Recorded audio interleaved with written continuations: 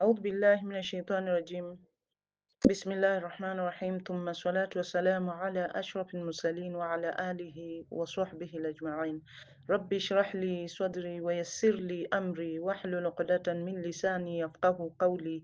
أما بعد السلام عليكم ورحمة الله وبركاته. My dear sisters in Islam, we are going to continue with our lecture, and today I'm going to talk about the concept of zakat and the reforming role of Islam. My dear sisters in Islam, like the other fundamental duties of faith, such as Salah, Saum, and Hajj, in Zakat, too, Islam has played a reforming role of great importance. So Islam has introduced many authentic reforms that satisfy all the individual and collective requirements of charity. At the same time, these reforms are free from pollution through distortion or misinterpretation, which has been the cause of ruin of the earlier faiths. My dear sisters in Islam, when a person with a scholastic bent looks for a clear, precise, and comprehensive law of charity in the ancient religions, he finds that the law of charity in these faiths merely consists of a few yani, vague yani incoherent principles which can be yani better described as moral and religious exhortations. If, for instance, my dear sisters, one wants to know on whom was zakat enjoined in those faiths, or yani, and on what goods was the obligatory minimum for it, and to whom it was to be paid, and what were the legitimate items of its expenditure, no adequate answers will be yani, obtainable. On contrary, all these points are fully explained in the Sharia of Islam. My dear sisters in Islam, for instance, any charity in Hinduism, my dear sisters in Islam, you find that as for the yani, um, you find that charity in Hinduism, yani in Hinduism, yani alms giving among the Hindus is primarily a religious obligation. And also the only rightful, according uh, to Hindus, the only rightful recipients of zakat are the Brahmins and the various orders of ascetics. Also, you find that in Hindus, almsgiving is practiced in the form of donations, gifts, grants, and dedications for the benefits of the teachers of religion. And again, you find that also zakat giving is also practiced by Hindus in the form of gifts and endowments for hospital and animals. And also, the giving and receiving of zakat was held not only to be virtuous, yani, but also essential for self purification. Consequently, going from door to door collecting alms and living on them has yani, come to be regarded in some religions of India as an act of worship.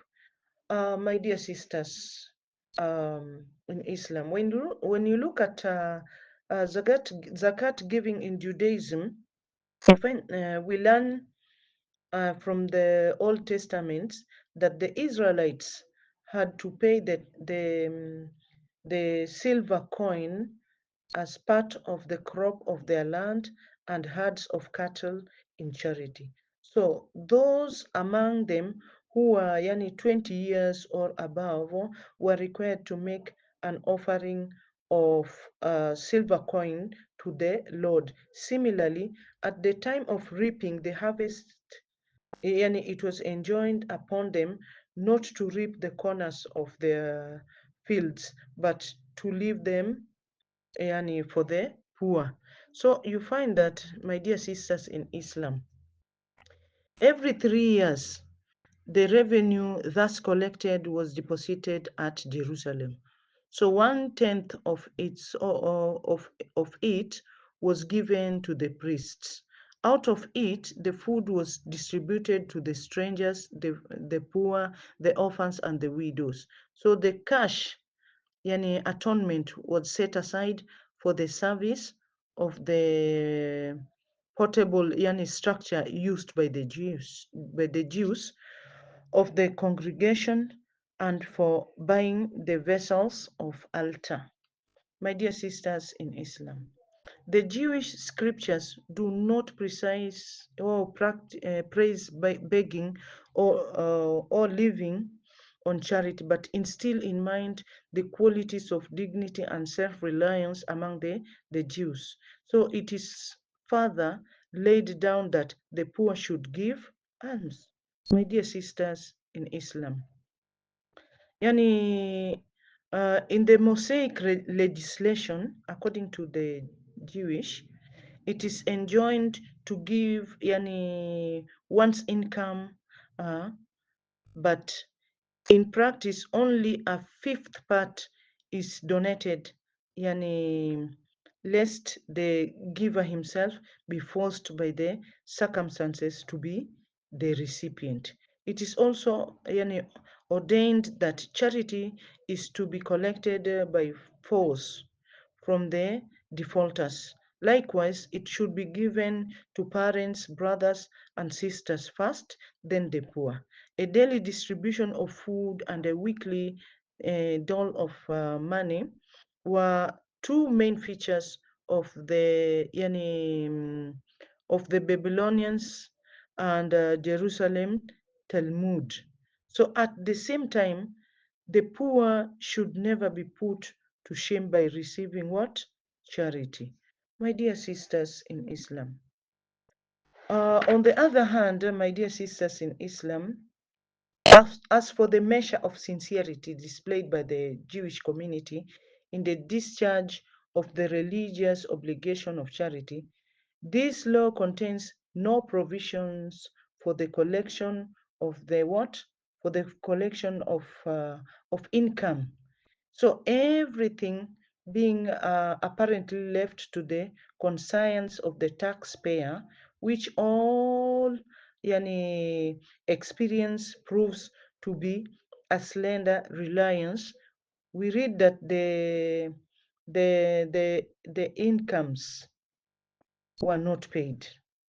The income collections yani were not paid. So according to more GP Judaism, the neglect of collection of one's income was one of the causes of exile.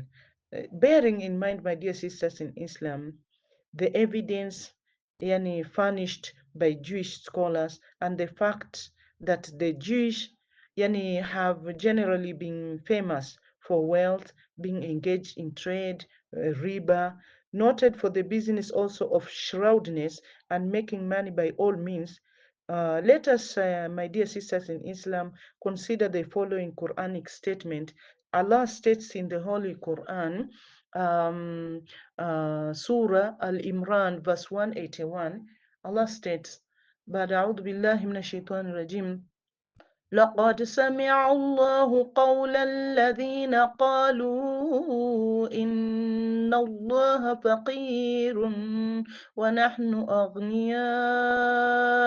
Yani Allah has certainly heard the statement of those yani Jews who said, indeed Allah is poor while we are rich. My dear sisters in Islam, the Holy Quran here tells us that though the Jews of Arabia controlled a large part of the community's wealth and most of the trade was in their hands, they habitually evaded the payment of zakat and shrink back from spending of their worldly possessions in other spheres of charity.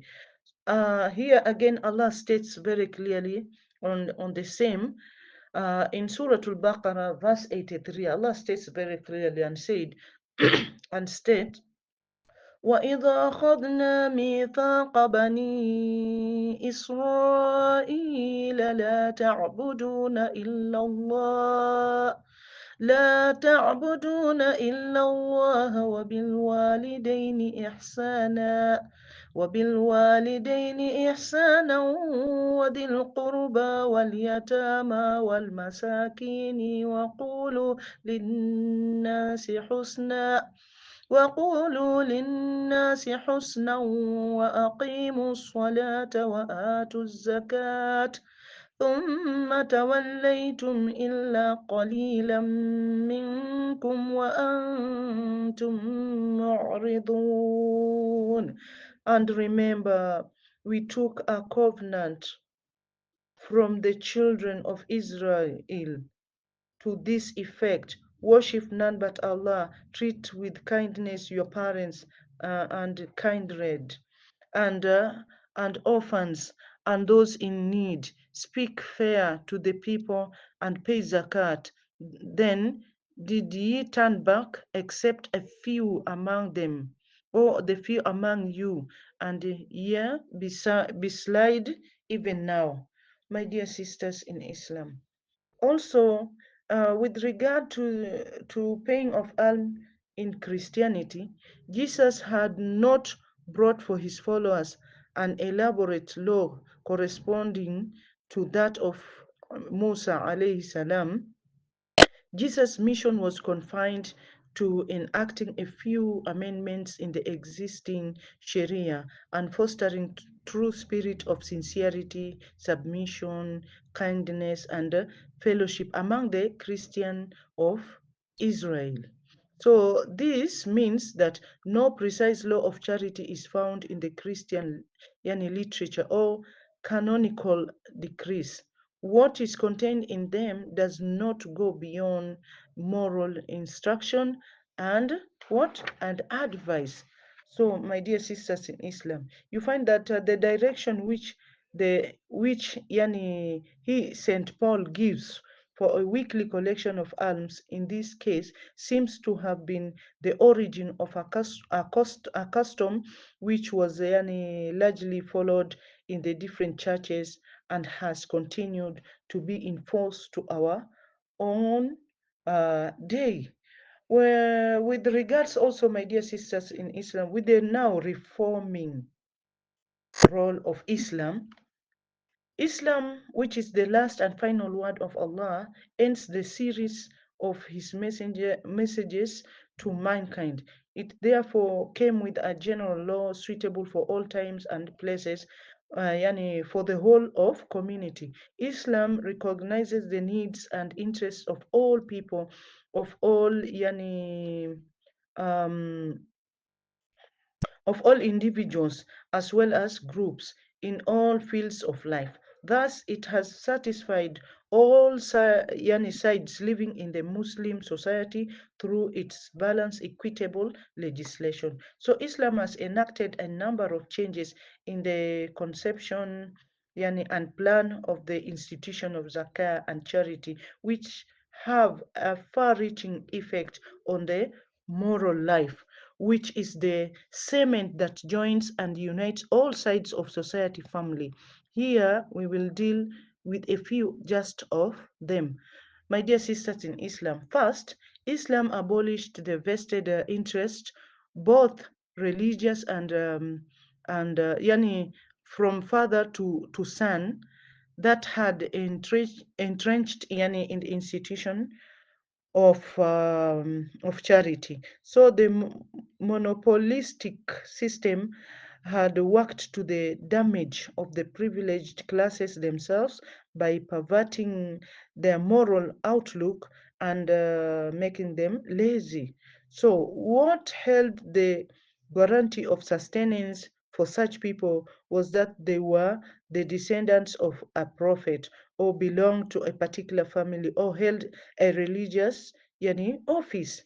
In contrast, my dear sisters in Islam, to the above, mentioned the Holy Quran, the Holy Prophet Sallallahu Alaihi Wasallam, blessings be upon him, once for all, put an end to the injustice by doing away with every kind of monopolism in charity. He even went to the extent of prohibiting the acceptance of zakat to the entire clan of Banu Hashim, to which he himself belonged, by proclaiming in an equivocal that sadaqah is not allowed to us. So sadaqah is the dirt of the people, and it is not permitted to Muhammad sallallahu alaihi wasallam and his descendants to accept it. This hadith, my dear sisters, is reported by Imam Muslim. But the doors of zakat and charity have been remained open for the general body of Muslims, to the poor, the needy, and the destitute, and their rights have never been ignored. My dear sisters in Islam, so at the same time, when riba was prohibited, the Prophet sallallahu alaihi wasallam applied it first of all to his own kinship. So in the farewell Hajj, the Prophet sallallahu alaihi wasallam declared, "This day all sums of riba are remitted, and the beginning will be made with the loans of Abbas bin Muttalib." So this hadith also is reported by Imam Muslim.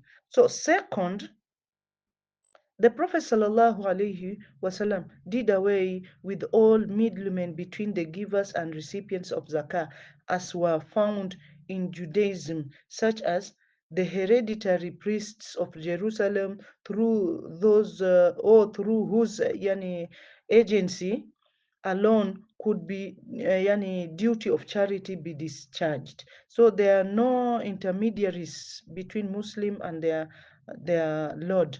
A Muslim can establish Salah, give Zakah, fast in the month of Ramadan, and perform the Hajj all by himself. Third, the increase in the rights of the recipients is another praiseworthy contribution of Islam. Recipients have the right to make use of what they have received according to their needs and wishes. Fourth, Islam has brought an elaborate, comprehensive law of charity. It defines holdings, subject to zakat, its recipients, its uniform rate, 2.5%, the due time, or the nisab, and also the due time to be paid every year. So the nisab, the minimum amount of property liable to payment of zakat, the legitimate items of expenditure, and the best way of payment, either no taunting nor hurting. So Islam considers zakah as an obligatory mode of ibadah. It also frees this ibadah from the whims of the payers and makes it as a recognized right of poor in the world that Allah subhanahu wa ta'ala has bestowed upon the rich.